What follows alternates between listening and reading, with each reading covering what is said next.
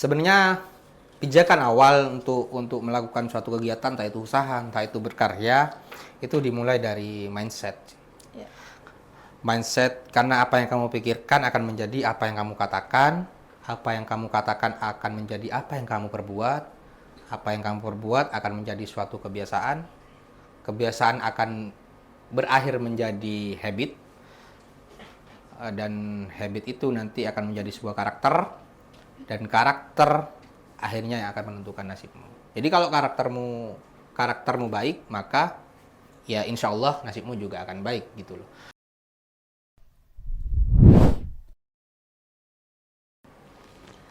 Halo Jameders, selamat datang di podcast Janitra Media, podcast yang menyajikan cerita, ide, dan perjalanan hidup dari tokoh-tokoh inspiratif yang punya semangat perubahan, kepemimpinan, dan juga self-development. Di episode kita kali ini, kita kedatangan seseorang entrepreneur yang sangat luar biasa. Bukan cuma punya bisnis, tapi juga semangat intelektual dengan nilai-nilai filsafat yang ia bawa ke dalam ruang usaha. Beliau adalah pendiri Malaka Coffee, sebuah coffee shop dan ruang diskusi yang hidup di tengah kota. Uniknya, kedai kopi ini bukan hanya sebagai tempat ngopi, tapi juga jadi tempat bedah buku, diskusi, dan juga kontemplasi. Beliau juga punya cara pandang tersendiri dalam mengembangkan bisnis. Dan langsung saja kita sambut bersama-sama Muhammad Yusran. Oke, selamat datang Mas Yusran. Siap, terima kasih. Akhirnya kita bisa ngobrol bareng, ketemu para Jamenders semua. Terima kasih Mbak Lulu. Ya, tentunya para Jamenders di rumah sangat menanti-nantikan kesempatan yang luar biasa Siap. ini. Oke, tapi sebelum kita membahas pembahasan terlalu jauh nih, Mas Yusran, kira-kira ada panggilan panggung, nama panggung ataupun memang punya panggilan khusus nih, Mas Yusran? Untuk panggilan khusus atau nama panggung lah ya, Iya. kita bisa katakan itu biasanya teman-teman manggil saya itu Nyos. Iya. Nggak tahu kenapa sih, kenapa harus kata Nyos. Cuman memang dari SMP dulu kalau nggak keliru, penyebutan nama Nyos itu mulai pertama kali didengar dan disebutkan oleh teman-teman. Akhirnya kebawa deh sampai sekarang. Jadi banyak teman-teman yang udah mulai panggil Mas Nyos, Nyos gitu. Nggak tahu kenapa, padahal belum nyicipi kan, nggak maknyos kan ya. Iya, maknyos ya, benar-benar sekali. Wah, luar biasa sekali ya, sampai punya nama panggilan, Iya. Mas Nyos, si owner Malaka Coffee. Alhamdulillah, masih sukses, masih muda sudah sukses ya Mas ya. Sejak kapan nih Mas mulai berwirausaha? Kalau awal dari usaha sudah lama sih ya. Sebelum Malaka Kopi, jauh sebelumnya memang udah sering nih trial and error di dunia usaha. Pernah buka toko buku, terus juga pernah angkringan sebelumnya Mbak Lulu. Tapi ya gitulah, namanya jatuh bangun dalam usaha. Iya, benar sekali. Kan namanya hidup Iya. juga ada seninya ya Mas ya. Benar Kalau sih. nggak jatuh ya. Iya sih. Iya, benar sekali. Kalau boleh tahu sekarang kesibukannya Mak Nyos apa? Mas Nyos. Kebawa ke Mak Nyos ini. Kalau kesibukan hari-hari ini ya ngurusi usaha ya. Kebetulan ada 2, yaitu shelter pemuda 1 di model rombong gitu, model Ya. box container. Terus yang kedua ya modelan warung kopi gitu yang Malaka Kopi. Ya selain juga berkarya lewat tulisan-tulisan di blog, Iya. gitu-gitu aja sih Mbak Lulu. Tapi luar biasa loh Mas, gak gitu-gitu aja ini emang sangat menginspirasi Jameders di rumah. Sejauh ini adakah support system yang bisa membawa Mas Nyos sampai di titik sekarang? Kalau support system banyak ya. Iya. Saya rasa saya sampai di titik ini tuh memang tidak terlepas dari orang-orang yang benar-benar support di belakang saya. Ada yang terutama keluarga, terus ada istri, terus ada kawan-kawan juga yang sepaham gitu loh, yang akhirnya membawa saya sampai titik ini. Jadi banyak sekali kalau support system seperti itu Mbak Lulu. Betul sekali. Jadi masnya sehari ini tentunya di belakangnya ada orang-orang hebat Siap. yang Iya, tidak benar. kalah luar biasa. Baik itu support dari doa, Benar. dari partisipasi dalam pembangunan bisnis ya mungkin ya Iya. Mas ya. Dan memang nggak semudah itu ya Mas ya, membolak-balikkan bisnis untuk menjadikan bisnis maju itu nggak mudah ya Mas ya. Iya bener sih. Ya kalau kita dengar-dengar mungkin di internet ya bahwa susahnya membangun bisnis, saya bisa katakan ya susah-susah gampang lah. Iya.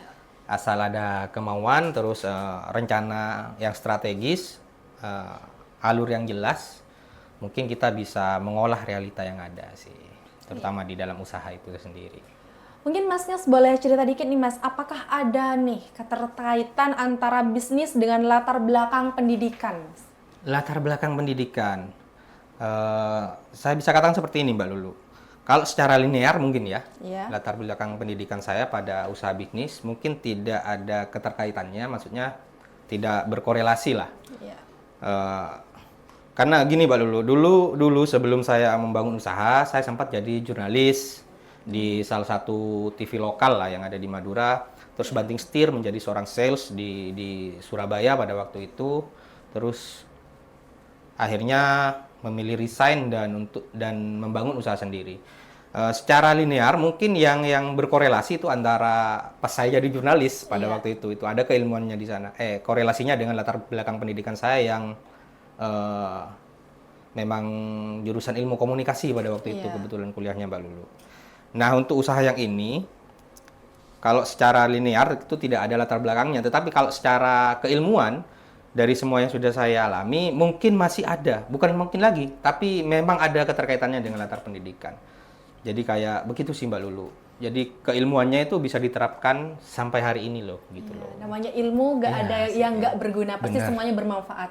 Ya, kenapa sih Mas memilih terjun ke dunia bisnis? Dari saking banyaknya dunia yang telah Masnya lewati nih ya, berbagai macam dunia sih. Maksudnya bukan dunia lain ya, yang jelas. Kenapa memilih dunia bisnis, Mas? Memilih dunia bisnis, ini menarik sih. Kayak saya sudah pernah melewati beberapa pekerjaan gitu lah ya Mbak Lulu. Terus sampai akhirnya memilih bisnis itu karena ini mungkin klise, tetapi memang passionnya saya di situ. Passion di sini kalau kita lebih rinci lagi sih, asal kata dari passion itu kan pasio ya. Jadi penderitaan. Jadi memang setiap kerjaan nggak ada yang nggak menderita nih. Semuanya menderita. Tetapi kok penderitaan dalam dunia usaha yang saya senang gitu loh. Jadi akhirnya saya kejar passion saya di sana. Itu sih Mbak Lula akhirnya memilih untuk usaha. Iya, ternyata sangat klise tapi hari ini membuahkan hasil ya Mas ya. Wah, apa sih yang pertama kali yang memotivasi Mas Nias ini untuk membangun Malaka Kopi dan Shelter Pemuda ya Mas ya, betul. Untuk motivasi pertama, tentu ya kita akan membahas dari sisi finansialnya, bahwa ya saya akan mencari keuntungan gitu loh dari usaha yang saya geluti. Cuman lebih dari itu, tidak hanya sekedar memikirkan keuntungan semata, materi semata, tapi juga ingin memiliki dampak nyata. Dampak yang dimaksud di sini adalah mungkin saya dengan membuka usaha bisa membuka lapangan pekerjaan atau enggak memberikan dampak sosial yang lain pada masyarakat. Begitu sih motivasi-motivasi yang saya pakai sampai hari ini Mbak Lulu. Wah, luar biasa sekali ya Mas. Oke, seperti yang kita ketahui bahwasanya Mas Nias ini suka banget nih dengan filsafat dan tulisan-tulisan filosofi ya, seperti itu ya Mas. Benar sekali Mas Nias? Iya. Iya. Sejauh mana sih dunia filsafat mempengaruhi cara Mas Nias memandang bisnis dan kehidupan sehari-hari? Waduh, kalau tulisan-tulisan filsafat suka sih memang, karena memang filsafat itu sendiri kan alat kita berpikir gitu loh. Diibaratkan sebuah pisau, jadi kita harus sebagai individu pintar-pintarnya aja kita memakai alat tersebut. Kalau untuk memandang kehidupan sehari-hari tentu ya sangat terpakai lah, dalam artian kita bisa melihat realitas yang konkret gitu loh dari alat-alat filsafat, tidak hanya sekedar ikut sana sini atau FOMO lah kalau anak-anak sekarang bilang FOMO, tapi kita benar-benar kayak membedah nih kenapa kita pilihannya ini, pilihannya A, pilihannya B, gitu-gitulah. Kita punya reason sendiri, kita punya alasan tersendiri. Gitu aja sih Mbak Lulu. Kalau sejauh ini pengaruhnya sangat besar sekali sih menurut saya. Jadi benar-benar bisa tahu maknanya ya, tidak hanya sekedar ikut-ikutan FOMO seperti yang Gen Z sekarang lakukan. Dikit-dikit ada FOMO dikit, entah itu hanya sekedar tren TikTok velocity ataupun apa dan semacamnya, mudah diikuti tanpa mengetahui makna dari ini sendiri. Oke, mungkin bisa diceritakan nih Mas, buku-buku atau tokoh filsafat yang paling membekas buat Mas Nias. Misalnya kenapa kebawa Mak Nias dari tadi nih? Kalau buku dan tokoh, kita bicara buku dan tokoh sebenarnya saya tidak spesifik untuk hanya baca buku filsafat gitu loh Mbak Iya. Lulu. Saya membaca semuanya sih, kayak novel saya baca, terus sejarah saya baca, ya filsafat salah satunya, terus sastra juga saya baca. Kalau kita bicara buku yang membekas dalam hidup saya tuh banyak ya, mungkin tapi yang paling ngena nih mungkin dari Dr. Fahrudin Faiz yang judulnya Sebelum Filsafat sama Lintasan Perspektif. Terus ada buku Dunia Sopi tuh kalau di novel. Di novel itu buku Dunia Sopi, jadi dia cerita filsafat yang dikemas secara novel gitu loh. Lalu ceritanya secara novel. Kalau tokoh-tokohnya sendiri kita bahas di buku sejarah banyak sebenarnya. Salah satunya itu adalah Tan Malaka. Iya. Ya saya sangat terinspirasi lah dari almarhum mengenai pola pikir, terus ketangguhan visinya, ketangguhan pribadinya. Jadi itu sih Mbak Lulu kurang lebih. Jangan-jangan nama coffee shopnya Malaka ini benar-benar dari ini ya Mas, filosofi Tan Malaka ya Mas ya, benar? Bisa dikatakan ya dan tidak ya gitu ya. Ya, karena si owner pengagum berat seorang Tan Malaka jadi menyamakan usahanya Malaka, betul seperti itu Mas? Sebenarnya begini Mbak Lulu, ini mungkin agak menjebak ya nama di Malaka Kopi itu. Tapi dulu awal pendirian Malaka Kopi itu, saya ketika sharing atau rembuk diskusi lah dengan tim, pada waktu itu mau dinamakan apa ini tempat, dengan visi yang sudah kami usung, Malaka, akhirnya ketemu nama Malaka. Iya. Dan pasti perkiraan saya pada waktu itu banyak akan orang mengira nama Malaka ini ngambilnya dari nama Tan Malaka. Apakah itu salah? Enggak juga. Iya. Tetapi pada awalnya Malaka ini, nama kata Malaka ini muncul itu kita dapatnya dari, mungkin teman-teman bisa searching di internet nanti, bahwa akar kata Malaka dalam bahasa Arab itu adalah Malka, pakai ki. Malka. Dan artinya itu adalah tempat bertemu. Nah, jadi dari kata Malka itu diharapkan menjadi doa bahwa nanti Malaka Kopi akan menjadi tempat bertemunya para orang-orang untuk ya ngopi, diskusi, terus ngobrol santai gitu loh. Seperti itu sih. Awal nama Malaka itu dari akar kata yang bahasa Arab itu tadi, Malka. Iya. Akhirnya di Indonesia kan menjadi Malaka. Tapi apakah nanti ada pertanyaan seperti Mbak Lulu tadi, apakah ini terus-terusan Malaka? Iya juga, karena memang menginspirasi itu tokoh Tan Malaka itu sendiri, Mbak Lulu. Iya, luar biasa sekali ya maknanya ya. Benar-benar udah menjadi doa nggak Mas? Arti dari Malaka itu untuk Kaffi Malaka. Alhamdulillahnya sejauh ini doa itu perlahan diwujudkan gitu oleh sang pemilik doa itu sendiri. Wah, luar biasa ya. Karena Ya, itu memang dulu. nama yang seberpengaruh itu ya Mas Iya ya. sih. Jadi bukan hanya penamaan pada orang ya yang ada maknanya. Benar, Ternyata ke tempat usaha juga sangat berpengaruh ya Mas ya. Iya sih, kalau kita jeli ya, kalau kita memang berpikir secara konkret gitu maksudnya. Bahkan pada titik penamaan saja itu memang harus dipikirkan dalam suatu usaha Mbak Lulu. Tidak asal sembarangan ngasih nama. Ini sepanjang pengalaman saya aja gitu sih Mbak Lulu. Luar biasa sekali.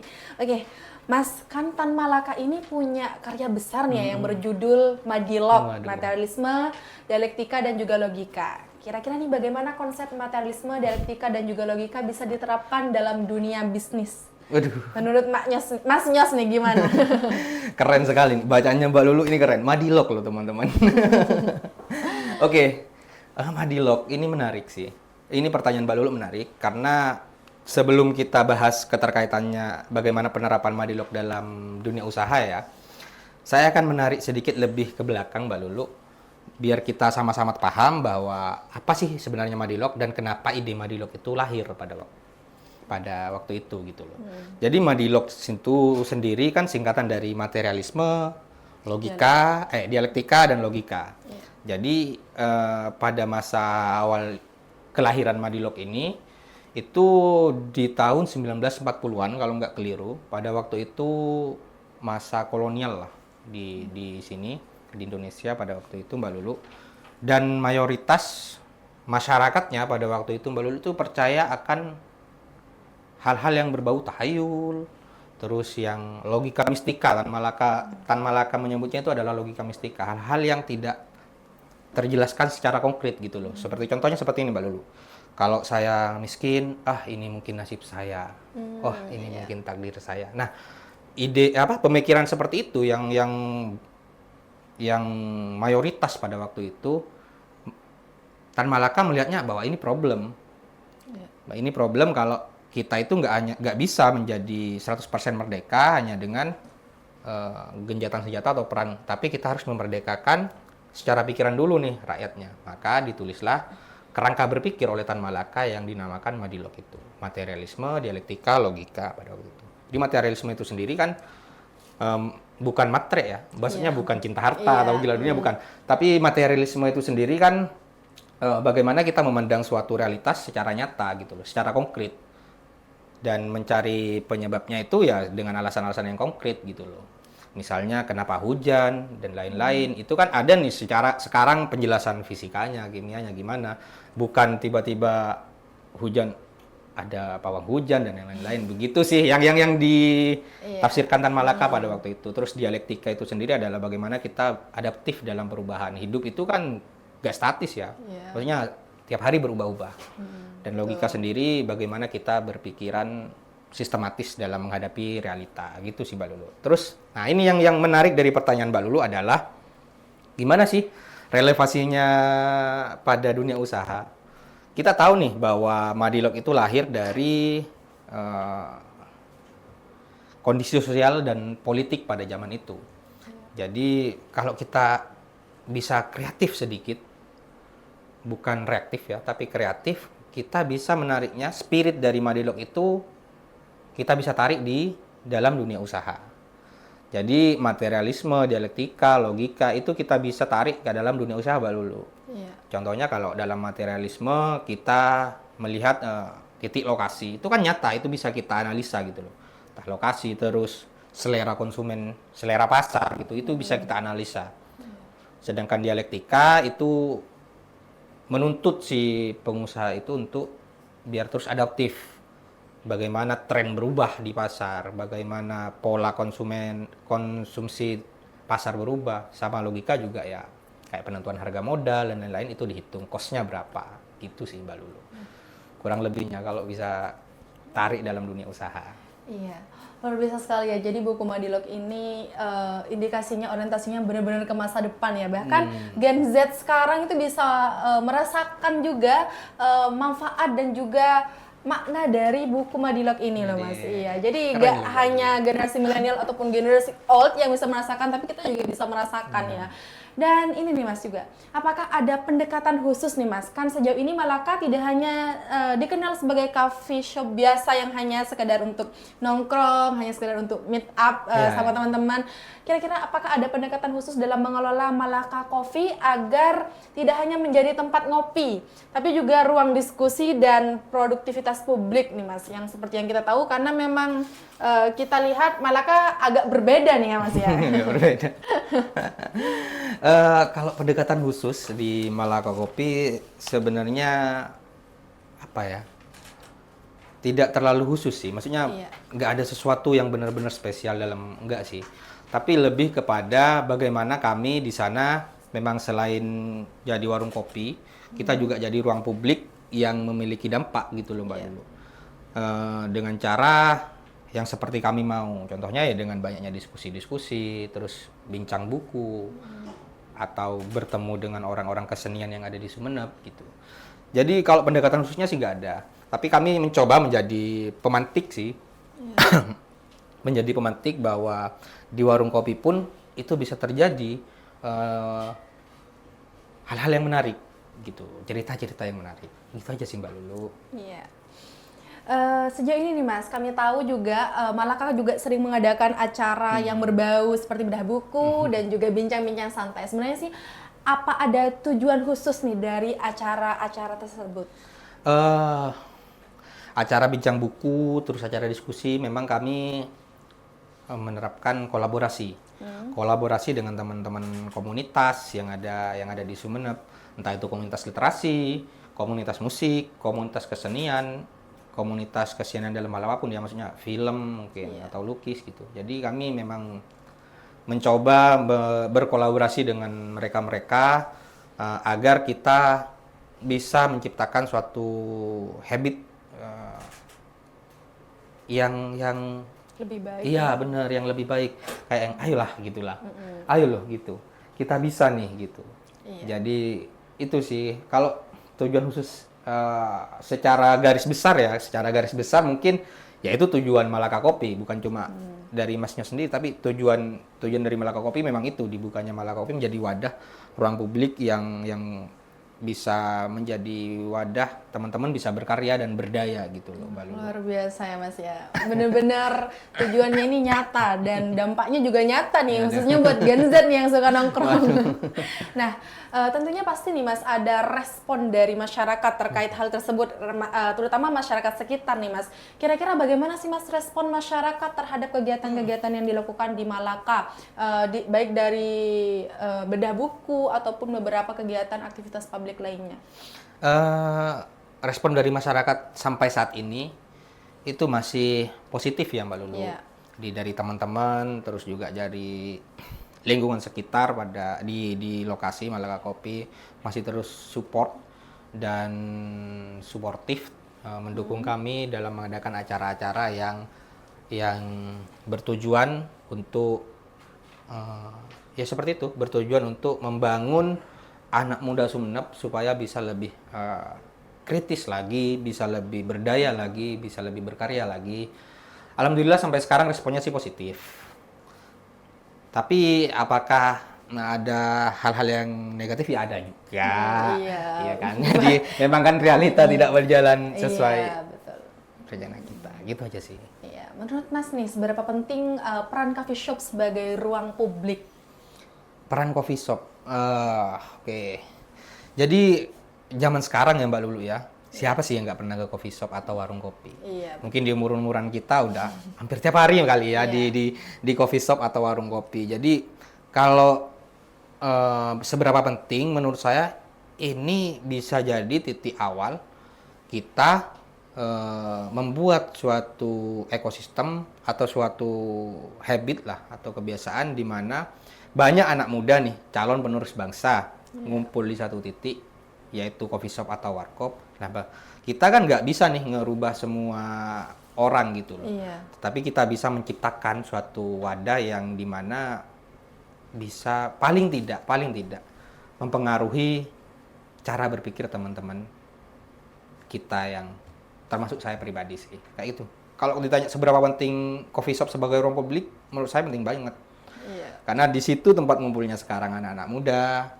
Iya, betul. Baik melepas penat ataupun Benar. berkegiatan. Iya, benar. Benar. Jadi sekarang banyak juga saya lihat Mas, impact-nya kafe-kafe yang memang dijadikan tempat untuk berkegiatan. Emang lebih seru dan lebih menarik sepertinya daripada kegiatan-kegiatan yang bersifat indoor yang di dalam ruangan yang formal gitu iya ya. benar. Iya, jadi gak kalah menarik nih Mas. Oke, mungkin kita balik lagi nih Mas ke pembahasan yang Madilog tadi Mas. Oke. Sebenarnya apa sih Mas tantangan terbesar untuk menerapkan konsep Madilog dalam berbisnis? Tantangan terbesar untuk menerapkan konsep Madilog dalam bisnis sebenarnya apa ya Mbak Lulu ya? Nggak ada hal yang terlalu besar untuk tantangannya. Pertanyaannya kita mau nggak? Kitanya mau nggak bermadilog nih? Nggak hanya di usaha, tapi semuanya seperti kayak Mbak Lulu di Jamet ini mau nggak bermadilog gitu loh. Sama di usaha pun begitu, kita mau nggak bermadilog, kita mau nggak berpikir realistis, kita mau nggak berpikir konkret. Jangan sedikit-sedikit itu kita pakai alasan untuk hal-hal yang tidak masuk akal. Contohnya baru mau buka usaha, terus kita pergi ke orang pintar misalnya seperti itu. Ya ini balik lagi ke teman-teman Jameders. Ini bukan maksudnya menyinggung, cuman itu adalah keyakinan masing-masing. Dan yakinnya saya adalah ya ayo kita mulai berpikir gitu loh. Berpikir logis, masuk akal dan kritis. Asalkan ada kemauan usaha Benar pasti sih. ada jalan ya Mas ya. Karena seperti yang kita ketahui selagi kita berusaha kayaknya nggak ada yang nggak mungkin ya Mas ya. Ya, seperti itu ya Mas ya. Manjada wajada ya kan. Manjada-wajada. Ya, betul sekali. Nah, mungkin nih Mas ada satu pesan, dua pesan, atau tiga pesan, atau berpesan-pesan untuk anak muda yang ada di luar sana, khususnya untuk Jameders yang ingin membangun usaha, baik itu seperti Mas Nyos atau usaha lainnya, mungkin ada pesan dan kesan yang bisa diambil dari Mas Nyos. Boleh nih Mas? Pesan dan kesan,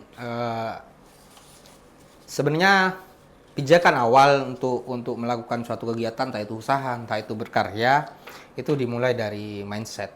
Ya. Mindset, karena apa yang kamu pikirkan akan menjadi apa yang kamu katakan, apa yang kamu katakan akan menjadi apa yang kamu perbuat, apa yang kamu perbuat akan menjadi suatu kebiasaan, kebiasaan akan berakhir menjadi habit, dan habit itu nanti akan menjadi sebuah karakter, dan karakter akhirnya yang akan menentukan nasibmu. Jadi kalau karaktermu baik, maka ya insya Allah nasibmu juga akan baik gitu loh. Dan karakter itu awalnya dari pikiran. Jadi mindset yang utama. Kita harus sebagai anak muda yang sekarang, yang terdidik, kita harus mulai berpikir logis. Kita harus mulai berpikir realita yang konkret gitu loh. Kalau membahas dunia usaha, benar memang untuk mengejar mimpi, tetapi dalam dunia usaha atau dunia jualan gitu, kita nggak hanya bicara soal mimpi, tapi bagaimana kita mengolah realita yang ada gitu loh. Kalau kita hanya mengandalkan mimpi, ya tentu mimpi saya pun besar, punya 100 cabang misalnya, tapi kan realitanya uang saya belum cukup. Jadi kita tidak sedang membahas mimpi doang gitu loh. Mimpi penting iya, tapi kita juga harus mengolah realita yang ada. Ya, Gitu aja. luar biasa sekali, jangan sampai gak dicatat Jameders di rumah, karena ini memang benar-benar ilmu banget buat kita, apalagi anak muda Gen Z yang semuanya serba pengen instan Mas, termasuk saya juga Mas. Ya karena memang seperti yang kita ketahui bersama bahwa Gen Z saat ini memang benar-benar pengen cepat sukses tanpa proses yang lambat. Ya, sudah biasa itu Mas. Nah makanya itu tetap kita harus menjaga the power of mindset ya Mas ya, the power of mindset, dan jangan lupa kembali berusaha, ikhtiar juga ya Mas ya. Benar banget. Oke. Mungkin kedepannya Mas Nyos punya rencana untuk membawa Malaka Coffee atau bisnis lainnya ke level yang lebih besar secara konsep atau ekspansi Mas? Mungkin ini adalah mimpi semua pengusaha ya, bahwa bisnisnya itu ekspansi yang lebih besar. Iya. Terus buka banyak cabang mungkin ya, siapa yang tidak tergiur gitu loh Mbak Lulu. Tetapi balik lagi, saya harus realistis, saya harus berpijak pada kenyataan bahwa untuk saat ini belum ada kemampuan ke sana. Tetapi secara volume ya, maksudnya secara cabang-cabang banyak gitu enggak. Tapi secara konsep mungkin akan ada perubahan, mungkin iya. Karena saya itu masih kepikiran begini Mbak Lulu. Kalau di luar sana itu sudah konsepnya tuh toko buku yang ada kopinya. Iya. Bukan warung kopi yang ada bukunya. Nah, gitu. Jadi saya masih pengen seperti itu Mbak Lulu. Jadi kayak kan di sini jarang sekali ya toko buku. Iya. Nggak tahu kenapa ya. Ya jadi kayak memang jarang sekali toko buku, dan itu yang membuat saya kayak challenge diri saya gitu loh. Kayak kayaknya menarik nih gitu loh. Terus kita bisa ngopi, ngobrol ya kan, cerita apa saja kecuali pernikahan, asik. Ya gitu aja sih Mbak Lulu. Luar biasa sekali ya, kita sudah membahas banyak hal dengan Mas Nyos.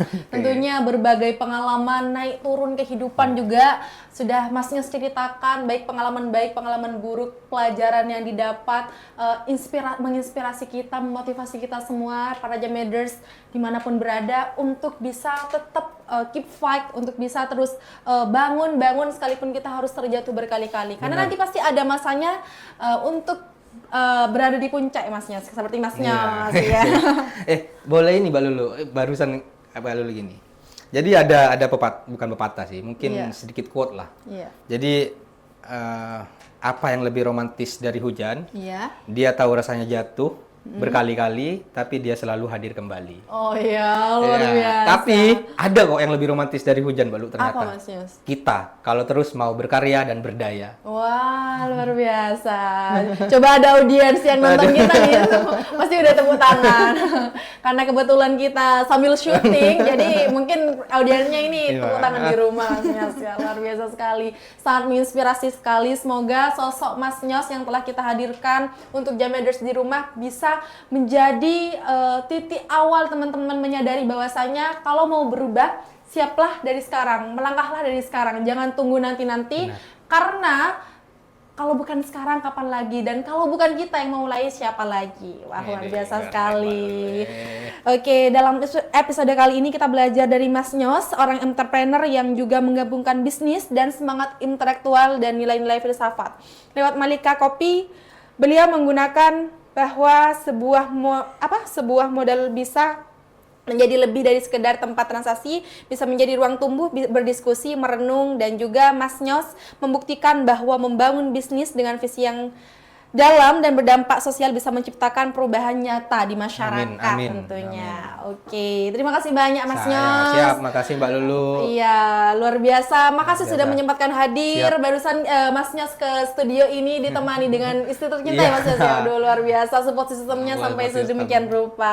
Oke, terima kasih Jameders, dan jangan lupa like, comment, and subscribe video ini. Sampai jumpa di podcast Jamed episode selanjutnya. Janetra Media, informasi yang menginspirasi.